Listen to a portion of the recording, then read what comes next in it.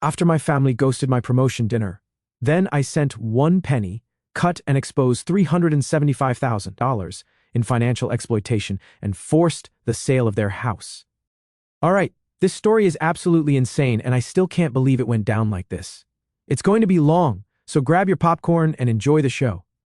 Late August, I, 33 male, finally got the promotion I'd been grinding for. Senior Director of Operations. Massive pay bump, actual decision-making power, corner office with windows that don't look directly into another building, the whole package. I was feeling like I'd finally made it. The promotion announcement happened in an all-hands meeting with the CEO shaking my hand in front of 200 employees. People I barely knew were congratulating me afterward. Free lunch, my face on the company newsletter, the whole 9 yards. I texted my family immediately with some generic big news message. Nobody called back. Whatever. They're probably busy, right? They were not busy. My boss, Peter, pulled me aside after the announcement. Marcel, you earned this. Don't let anyone make you feel guilty about success. And so I wanted to celebrate properly. Not some corporate happy hour where everyone pretends to be excited while scrolling Instagram, something real with the people who supposedly mattered. I booked this solid Italian place downtown called Marino's. They had a private dining room in the back, perfect for about 15 people. I put down a $400 deposit, ordered appetizers and decent non-alcoholic drinks.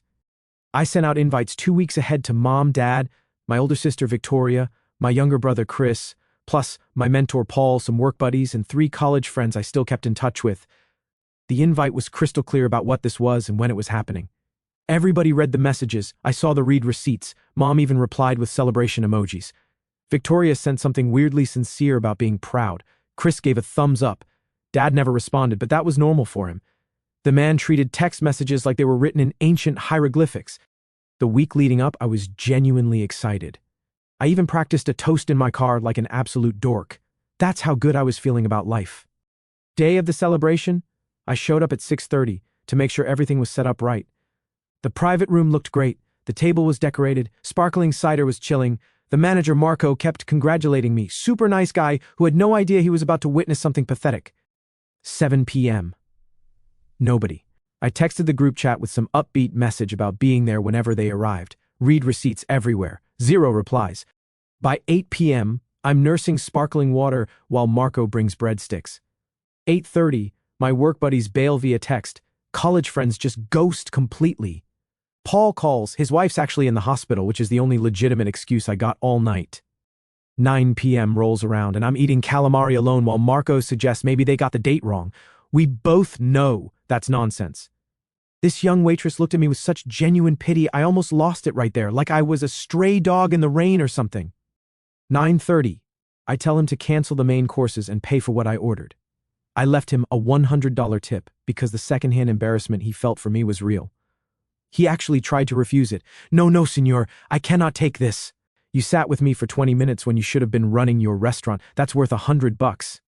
I drove home in complete silence with my phone just sitting there on the passenger seat. No calls, no texts, no sorry we couldn't make it, nothing at all. Just me and my thoughts, which is a dangerous combination at the best of times. That night, I lay in bed thinking about every possible explanation, emergency, miscommunication, or maybe I just wasn't worth showing up for. That last thought stuck like gum on a shoe. The next few days were radio silence. Nothing. Then Thursday, I got a text from Chris. Hey man, sorry about Saturday. Something came up. Congrats on the promotion though. Something came up. That was the entire explanation. Like I'd invited him to watch paint dry instead of celebrate 6 years of my life grinding toward this moment. Nobody else said a word. It was like the celebration had never happened. Little did I know, the universe wasn't done kicking me while I was down. In fact, it was just warming up. Monday afternoon, 9 days after my non-celebration, I'm in a budget review meeting when my phone starts buzzing. Family group chat. I almost ignored it, but curiosity won out. Then Mom's message hit. She's announcing Dad's retirement party next month and they've booked the Grand Palm Resort for an entire weekend, Friday through Sunday, ocean view rooms, private beach access, catered dinner, live band, the works. Then she drops the bomb. Cost per person is $2,400. Please Venmo by Wednesday. Can't wait. I legitimately thought it was a joke at first. $2,400 per person for a retirement party. Less than 2 weeks after every single one of them no-showed my promotion dinner without so much as a text. The nerve on these people. Victoria responded immediately saying she already sent the money and Dad deserves it, then posted a selfie from some brunch place, talking about treating herself before the big celebration, because apparently she had money for mimosas and a weekend resort, but couldn't afford to show up to a free dinner I was paying for. Dad chimed in with the classic fake humble routine. You kids don't have to do this. Then immediately, but it means the world to me. Can't wait to celebrate with my family. Right, the family that apparently didn't include me anymore but did include my wallet. I'd seen that play 1,000 times. The whole performance was so rehearsed it could have been on Broadway. Dad could have won a Tony for that guilt trip. I sat there in that conference room completely zoned out while my CFO talked about third-quarter projections. The guy next to me had to nudge me twice. Marcel, you good? I nodded and pretended to take notes. My phone kept buzzing with more family members piling on, an aunt saying she already booked her flight, an uncle asking about dress code, cousins I hadn't heard from in years suddenly flooding the chat with excitement. Then I noticed something. My brother Chris hadn't responded, just me and him, dead silence. Excused myself from the meeting, went to my office, closed the door, and just sat there staring at that group chat. My assistant knocked asking if I needed anything. I told her to hold all my calls and clear my afternoon calendar. That's when something shifted in my head. The kind of clarity you get when you finally realize you've been playing a rigged game your whole life. I opened Venmo and sent my mom exactly 1 cent, 1 penny. In the notes section I wrote, "Here's my contribution, enjoy the party." If they wanted to play games, I was about to change the rules entirely. And trust me, I was playing for keeps. Then I did something I'd thought about doing for months but never had the guts to follow through on. I blocked every single family member's number. Mom, Dad, Victoria, even extended family who'd been part of the endless guilt trips. The only number I didn't block was Chris. Each block felt like dropping a weight I'd been carrying for years. 15 people blocked in 2 minutes. It was therapeutic. Should have charged my insurance for it. But I didn't stop there. I spent 3 hours on the phone after that meeting, called the bank and had them remove my parents from the joint account we'd opened years ago when they needed help, moved all my money to a different bank entirely. Here's the thing about their mortgage. When they bought the house 8 years ago, their credit was so trash they couldn't qualify. I was 25, building good credit, making decent money. Dad convinced me to go in as a co-owner on the title, said it was temporary, just to get them approved. They'd refinance me off in a year, 2 tops. That was 8 years ago. Guess what never happened? If you guessed the refinancing, congratulations, you're smarter than 25-year-old me. My name was still on that deed, which meant I legally owned a third of that house. I called the mortgage company and had them freeze any changes without my physical signature. I was also on 3 of their credit cards as an authorized user, removed myself from all of them. The customer service rep at the bank sounded concerned. "Sir, are you sure you want to close this account? It's been open for 8 years. I've never been more sure of anything in my life. Changed my apartment locks. Updated every password I had. Set up 2-factor authentication on everything. Built a wall around my entire financial life. My security questions went from my mother's maiden name and my first pet to random generated answers stored in a password manager. They couldn't social engineer their way into anything anymore. It felt incredible. I went home that night feeling lighter than I had in ages, made myself dinner, watched a movie, slept like a baby. For exactly 1 day, life was peaceful. Then my family realized what I'd done and all heck broke loose. I had 1 day of peaceful silence. No guilt trips, no sob stories, no demands, just me and my new corner office and actual work I could focus on without constant anxiety about the next financial crisis. Then Tuesday night happened. I was making dinner when someone started pounding on my door, not knocking, full-on pounding like they were trying to break it down, like the cops were serving a warrant or something. I looked through the peephole. Victoria. Her face was red and twisted up in that expression she got right before she unleashed fury on someone. I considered just ignoring her, but the pounding got louder. My neighbor across the hall opened his door looking concerned. I waved that everything was fine, even though it clearly wasn't. I cracked the door open with the chain lock engaged. What? She looked like she was about to have an aneurysm. Steam was practically coming out of her ears. You send mom 1 cent like some kind of jerk joke, then block everyone. What is your problem? I don't have a problem. I just stopped being your problem solver. You're being a child. This is Dad's retirement. He's worked his entire life and deserves to celebrate, and you're making it about yourself. This made me laugh. Making it about myself? Like inviting my family to celebrate the biggest achievement of my career and having literally none of you show up? She literally rolled her eyes. Oh my God, you're still hung up on that? It was just a dinner, Marcel. Get over it. Just a dinner. Cool. Then Dad's retirement is just a party. He can get over not having me there. Oh, that's completely different. How? Because Dad actually matters. Because he's our father and he sacrificed everything for us. And the least you could do is show up and help pay for one party.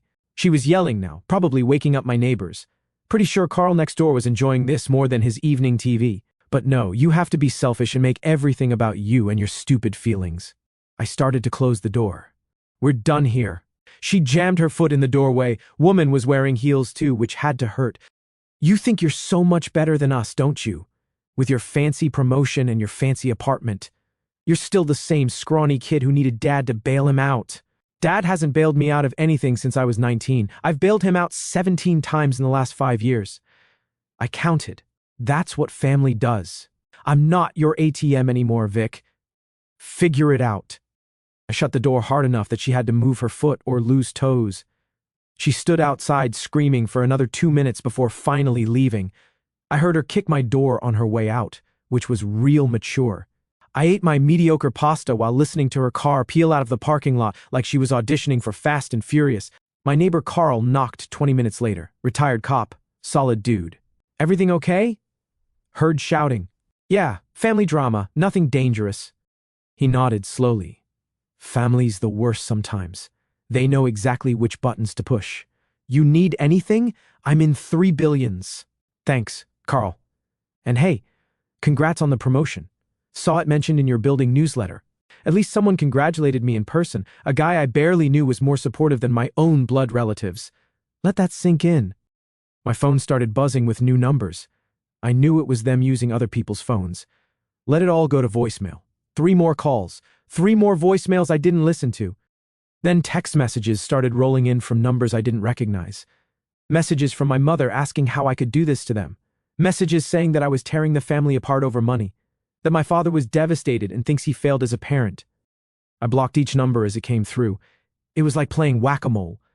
Except the moles were my relatives trying to guilt-trip me into funding their lifestyle. High score, 23 blocked numbers in one evening. Then my phone rang from Chris's number, the one I didn't block. I answered. Hey man, he said quietly, you okay? Yeah, you? They're losing their minds over here. Mom's crying. Dad's rage pacing. Victoria keeps screaming about what an ungrateful jerk you are. And I told them they brought this on themselves. That you've been bankrolling their lives for years and they couldn't even show up to your dinner. There was a pause. How'd that go over? Dad told me to get out if I was going to defend you. So I'm at a Denny's right now eating terrible pancakes and texting you. I actually laughed. Sorry, man. Don't be. Needed to happen anyway. Listen, I don't know what your plan is, but whatever it is, I'm not going to try to talk you out of it. You've taken enough garbage from them. Thanks, brother. Yeah. Also, heads up. Mom tried to use your info to get into the joint account. What? Yes. The bank called her and told her access was revoked. She's planning something, I don't know what, but she had that look. What look? The look she gets when she's about to do something crazy and manipulative. Remember when she showed up at your work that time? I did remember. 3 years ago, I'd said no to lending them money for a vacation. She'd shown up at my office building crying, telling everyone who'd listen that I was abandoning my family. I'd been so embarrassed I wrote her a check just to make her leave. Peak manipulation. Yeah, I remember. Just watch your back, man. They're desperate, and desperate people do stupid stuff. He wasn't wrong. 2 hours later, there was another knock on my door. This time, it was 2 cops, because apparently when your family can't guilt you into submission, they call in law enforcement. The cops were apologetic at least. The taller one explained they'd gotten a wellness check request. Family members claimed I was missing, not responding to anyone, might be in danger or having a mental health crisis. I almost laughed, but managed to keep it together. Officers, I'm clearly fine. I just blocked my family because they've been financially exploiting me for years. They exchanged the look that said they'd heard this story before. The shorter cop asked if I was making this choice of my own free will, not under duress, not experiencing any psychological breaks. I confirmed all of the above. They asked me to show ID and asked some basic questions about my mental state, standard wellness check procedure. The taller one walked through my apartment with me and noticed all my work awards on the wall and a recent promotion certificate framed on my desk. "Congrats on the promotion," he said. "Thanks." That's actually what started this whole thing. "How so?" I gave them the abbreviated version. Invited family to celebrate, nobody showed. Week later, they demanded money for another party. I cut them off. They're retaliating. Both cops nodded. They got it pretty quick after that. Confirmed I was safe and asked if I wanted to file a report about the false wellness check. I declined, but said if they kept harassing me, I'd look into a restraining order. They nodded and left. That night, I set up security cameras, one on my front door, one on the parking lot. Also installed a video doorbell. The cameras cost me $400, but sent alerts directly to my phone. If they were going to escalate, I wanted proof and footage. Maybe I'd make a documentary about it one day. Next morning, I woke up to 17 missed calls and 43 texts from unknown numbers. Deleted all of them without reading. Work became my only sanctuary. First one in, last one out every day. My boss, Peter, asked if I was okay. I told him I was going through some family stuff, but it was handled. He didn't push. Then the real stuff started. Someone tried to log into my bank account. Failed. Password reset attempt. Failed. Someone tried to use my debit card information at a gas station 3 states away. Declined. Someone attempted to take out a personal loan using my social security number. Flagged as potential fraud. At this point, I wasn't even surprised, just disappointed and maybe a little impressed by the sheer audacity. I drove straight to my bank. The manager, Patty, pulled up my account and her eyebrows went up. "Mr. Brennan, someone's been very busy trying to access your finances today. We've blocked everything, but you need to freeze your credit immediately. Can you tell where the attempts came from?" She clicked through some screens. "The login attempts came from an IP address in your hometown. The loan application lists a CO applicant." She paused. "Victoria Brennan. Related to you?" "My sister." Patty's expression went from concern to anger. "I'm going to recommend you file a police report for identity theft and attempted fraud. This goes beyond family drama. This is a federal crime." She printed out all the attempted transactions, highlighted the suspicious ones, gave me documentation of everything. At this point, I had more evidence than a Law & Order episode. I filed the report, gave them Victoria's information, explained the situation. The detective who took my statement didn't seem surprised. "Family fraud is more common than you'd think," he said, "and harder to prosecute because courts are hesitant to send family members to jail. But we'll open an investigation. Keep documenting everything, every call, every text, every attempt. If this escalates to stalking or harassment, we need a paper trail." Armed with the police report, I went home and made a decision that would change everything. I called my lawyer, Tom, a guy I'd used for contract reviews when I bought my condo. It was time to go nuclear and I had the codes. Tom listened to everything. The years of financial exploitation, the no-show at my celebration, the $2,400 demand, the blocked numbers, the attempted fraud, all of it. "Marcel, what exactly do you want to accomplish here?" "I want out of every financial entanglement with my family, and I want back every dollar they owe me. That's going to be difficult to prove without documentation. I have documentation, bank statements, Venmo transactions, screenshots of text message requests, all of it going back 6 years." There was a pause. "How much are we talking about?" "I don't know exactly. That's why I need you. I need a full accounting of every dollar I've given them. That'll take some time and cost you in billable hours. I don't care what it costs. Make it happen." Tom got to work. Meanwhile, I started my own documentation. Spent an entire weekend going through every bank statement, every Venmo transaction, every transfer, every text message where they'd asked for money, organized it all in a massive spreadsheet with dates, amounts, and what they'd claimed the money was for. This was when it all came into focus.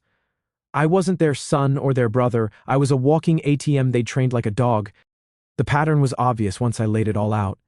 Mom's tears that dried up the second I opened my wallet.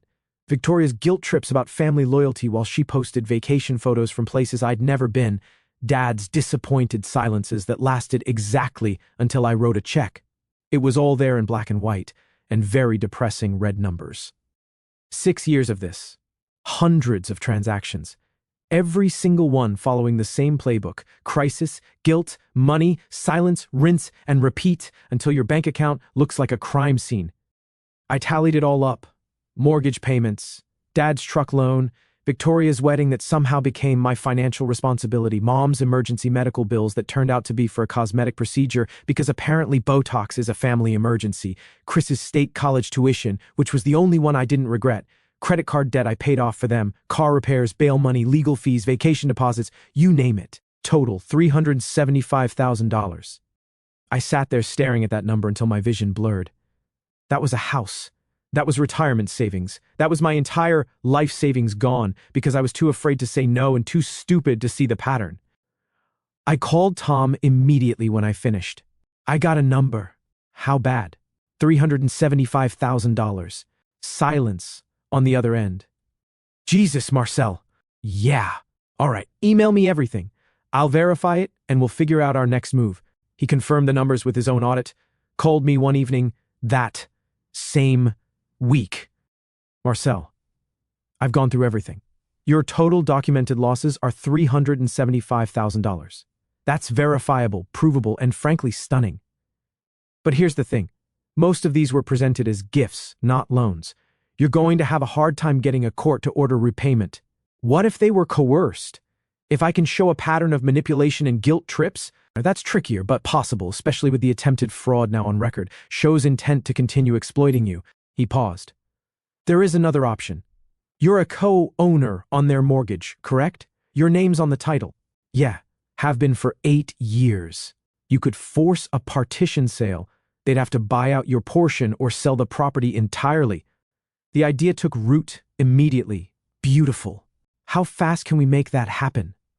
I can file the paperwork tomorrow, but Marcel, this is nuclear. Once you pull this trigger, there's no going back. Your relationship with your parents is over. Our relationship ended long ago. All right then, I'll draft the partition action. But I didn't stop there, because if you're going to burn a bridge, might as well make sure it's spectacular. I remembered the retirement party demand, the $2,400 they wanted from me for a party to celebrate a man who couldn't even show up to my dinner. I had Tom set up a new email for legal correspondence and sent one to the entire family. Subject line, invoice for outstanding debts, payment required. Body attached. Please find a detailed accounting of all financial support provided to the Brennan family from 2018 to 2024, totaling $375,000. Payment in full is expected within 90 days. Failure to pay will result in legal action, including but not limited to forced sale of property, wage garnishment, and liens on all vehicles and assets. This is not a negotiation. I attached the 47-page spreadsheet with every transaction highlighted and categorized, color-coded by family member, even included a chart showing the escalation of requests over time. Sent it at 7 a.m. on a Monday morning. Tom said it would hit them like a bomb. Turns out he was underselling it. My dad called first. I didn't answer, but he left a voicemail that was just heavy breathing and then, "You have lost your dang mind." Click. Victoria sent a text from a new number. "You're trying to destroy us over what? Your hurt feelings. You're such a pathetic hole." Mom's voicemail was different, full performance with crying and sobbing. "Marcel, baby, please. We can talk about this. You can't really mean this. We're your family. Please call me back." I'd heard this performance before, multiple times. It usually ended with me opening my wallet. Not this time. I didn't respond to any of them. Let them panic. Let them realize I'm serious. They're going to try every manipulation tactic they know. I won't engage. The forced sale paperwork went through. My parents had 60 days to either buy me out at fair market value or put the house on the market.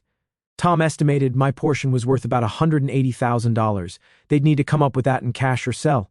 Well, they didn't have that kind of cash. Shocking, I know. They tried to refinance to buy me out. The bank denied them because their credit was destroyed and their debt-to-income ratio was absurd. Turns out spending decades living beyond your means has consequences. They tried to get a personal loan. Denied. They tried to remortgage through a predatory lender. I blocked that too because as a CO owner, I had to sign off on any changes. Their only option was to sell, and boy were they upset about it. The house went on the market 3 weeks later. They priced it too high out of spite, trying to avoid selling. It sat for 2 weeks with no offers because nobody wants to overpay for a 3-bedroom in the suburbs. Tom had their realtor inform them they needed to drop the price or face court-ordered sale at auction, which would net them even less.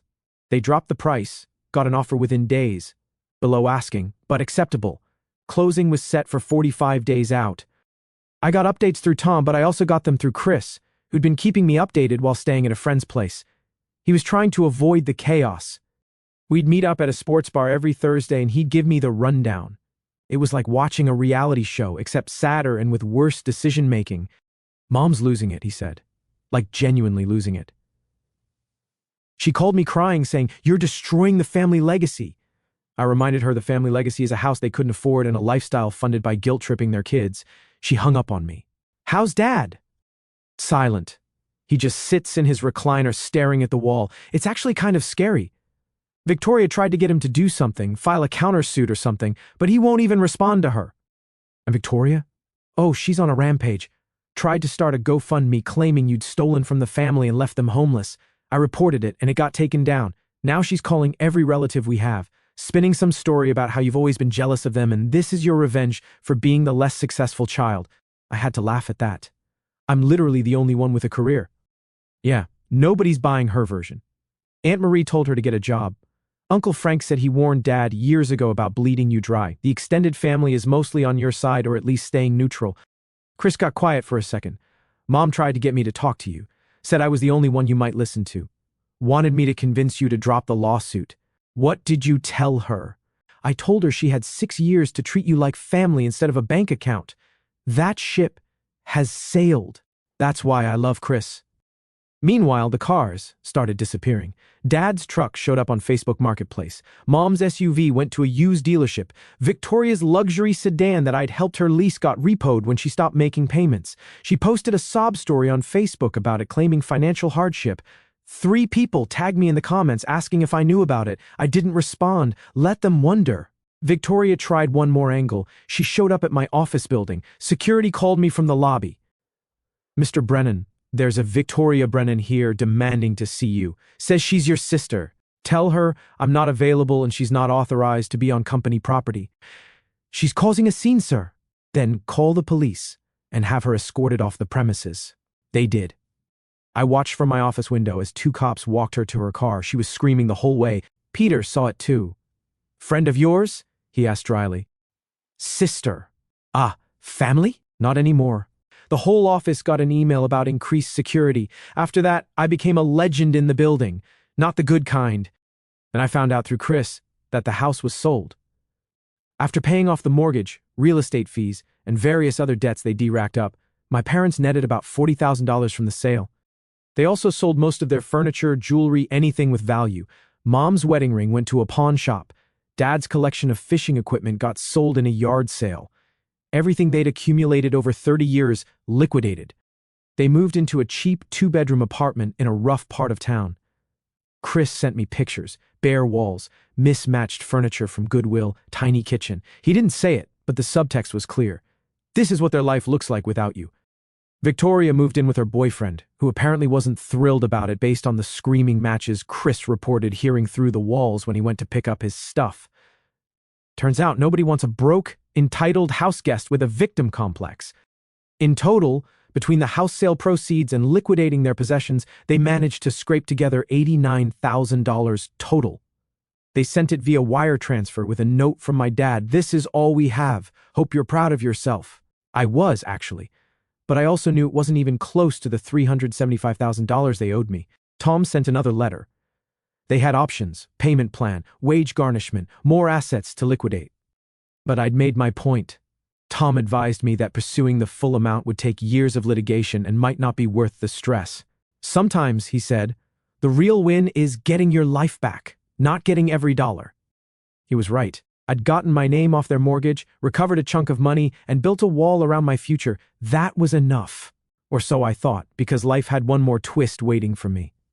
3 months after everything went down, I was settling into my new normal. Work was great. I was crushing my targets, getting recognition from upper management, actually enjoying my job without the constant stress of family. Peter put me up for a company leadership award. Life was good. I'd started dating again, something I'd been too exhausted to do for years. Met a woman named Sloane through the gym. She didn't know anything about my family drama, and I liked it that way. Clean slate, fresh start. Even joined a recreational soccer league, which sounds dorky but was actually a blast. Team full of guys in their 30s pretending they weren't too old to slide tackle. We'd get drinks after games, talk about work and life. Life was good. Quiet, but good. Then one Tuesday evening, I was at my usual coffee shop catching up on emails when someone slid into the seat across from me. Chris. He looked different, cleaner maybe, or just less stressed. New haircut, lost some weight, put a coffee down in front of me without saying anything. Thanks, I said, still typing. What's up? I wanted to talk to you away from everyone else. I closed my laptop and gave him my full attention. Everything okay? Yeah, actually. I got into grad school, full scholarship engineering program at University of Washington. I'm moving to Seattle in 2 weeks. Chris, that's incredible. Congratulations, man. Thanks. I couldn't have done it without your help. The tuition money you gave me for undergrad, that was the only reason I could even apply. I didn't have to work 3 jobs like everyone else. I could focus on grades, research, and actually being a good student. I waved him off. You earned it. You actually went to class and graduated. That was all you. Still, I wanted you to know that I appreciated it, and I wanted to apologize. For what? For not standing up for you sooner. For letting them treat you like that for years. I saw it happening and I didn't say anything because it benefited me too. That was cowardly. I hadn't expected that. Didn't really know what to say, so I just nodded. I also wanted to tell you what's been going on. Mom and Dad they're not doing great. Dad's working at a warehouse night shifts. Mom's got a part-time thing at a grocery store. They're barely making rent. Victoria's still living with her boyfriend, but that's falling apart. She started calling me asking for money. What did you tell her? I told her I'm a broke grad student and she should get a job. She called me ungrateful. I blocked her number. He smiled slightly. Learned that from you. Good for you. I smiled back. Here's the thing though. I'm not telling you this to make you feel guilty. I'm telling you because I want you to know that they're facing actual consequences for once in their lives. And maybe, just maybe, that'll change something. Probably not, but maybe. I doubt it. Yeah, probably not. But I also wanted to tell you that Dad asked about you last week. What did he say? He asked if you were doing okay. I said you seemed happy, and then he just nodded and went quiet. Chris paused. Then he said, I failed that kid, and walked away. I didn't know what to do with that information. Anyway, Chris said, standing up. I'm moving to Seattle in 2 weeks, like I said. But I was hoping maybe we could stay in touch, grab dinner when I'm back in town. I know I'm part of the family that screwed you over, and I'd understand if you want nothing to do with any of us, including me, but I'm asking anyway. Yeah, I said. I'd like that, Chris. Text me when you get settled out there. Maybe I'll come visit too. Check out Seattle. I'd like that. He hesitated, then stuck out his hand. I shook it, and then he pulled me into a quick hug. That was awkward but sincere. For what it's worth, he said as he was leaving, I'm proud of you. What you did, that took guts. I'm trying to learn from that. After he left, I sat there for a while, nursing my coffee and thinking about everything that had happened. 6 months ago, I'd been trapped in a cycle of guilt and obligation, hemorrhaging money to people who saw me as a resource, not a person. I'd been so desperate for their approval that I'd nearly bankrupted myself trying to buy it. Now I had my life back. I had a career I was proud of, money in my savings account, plans for the future that didn't involve bailing anyone out. I'd lost my parents and my sister, but honestly, I'd lost them years ago. I'd just been too afraid to admit it. But I'd gained something too. A brother who actually saw me as a person, who was learning to set his own boundaries and build his own life. That was worth something. Maybe worth more than the money I'd never get back. So, that's it for now. Thanks for bearing with me till the end. Tell me though, do you think I was too harsh? How would you handle the situation if you were in my shoes? I'd like to know.